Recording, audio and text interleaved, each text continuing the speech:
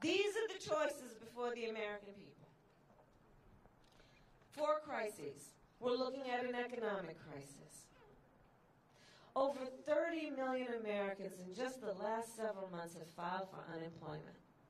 1 in 5 mothers in America is describing her children under the age of 12 as being hungry. Like, we're literally in a hunger crisis in America. People aren't talking enough about that. In fact, in Michigan, 1 in 10 households is describing as being hungry. In Michigan, 1 in 6 households is describing not being able to pay rent by the end of the month. In Michigan, 1 out of 4 small businesses has gone out of business. And he talks about rounding the corner. You see, there is a real choice in this election.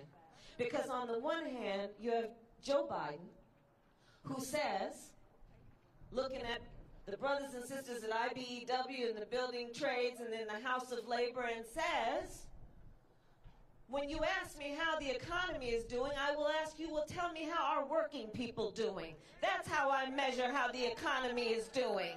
How are working families doing? Then I will tell you how the economy is doing.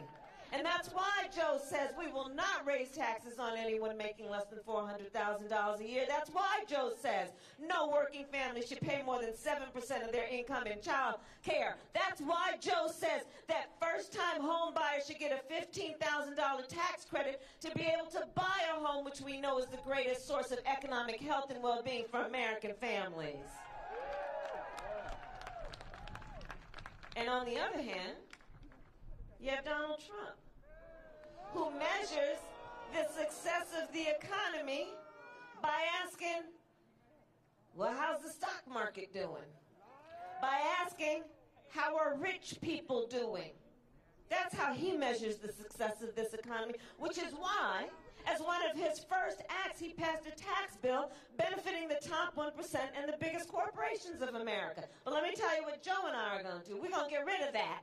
And we're going to invest that money in working families in America.